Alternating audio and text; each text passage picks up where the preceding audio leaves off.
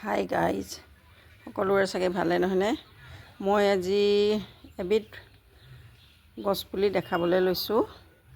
এয়া ডায়েবেটিছৰ কাৰণে খুবেই ভাল হয়। মই খাই মোৰ ডায়েবেটিছ নিৰাময় হৈছে, গতিকে মই আপোনালোকৰ ওচৰতো দেখুৱাই দিম বুলি ভাবিছোঁ। সেয়েহে আহকচোন আমি গছপুলিবোৰ দেখুৱাওঁ। এয়া চাওক, এয়া হৈছে ডায়েবেটিছৰ ঔষধ, বন ঔষধি।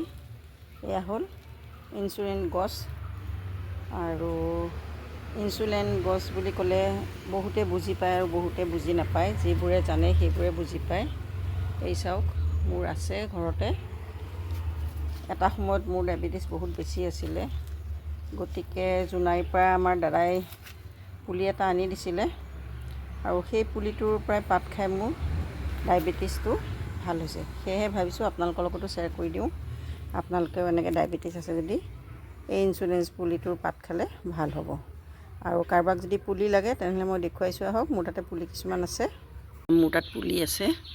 কাৰোবাক যদি লাগে তেনেহ'লে যোগাযোগ কৰিব পাৰিব, মই পুলি দিব পাৰিম। আৰু আছে, দুজনে কোৱাৰ বাবে মই এই দুটা পুলি ৰেডি কৰি থৈছোঁ। এই দুটা পুলি মই দিব পৰা হৈছে। আৰু এইটো যেনিবা এই পুলিটো নি পেলাই আপুনি 10 দিনমান ইয়াৰ পাত খাব পৰা হৈ গৈছে, পাত খাবই পাৰিব। সেয়েহে লাগিলে জনাব। এয়া মোৰ তাত পুলি আছে, দুজনে কৈছিলে, সেয়েহে মই দুটা পুলি ৰেডি কৰি থৈছোঁ। এয়া চাওক। আৰু এই পুলিটো অকণমান ডাঙৰ হৈছে। এই পুলিটো যোনে লয় সি যেনিবা 10 দিনমান পাত খাবই পাৰিব, নিবৰ দিনাখনৰ পৰাই খাব পাৰিব।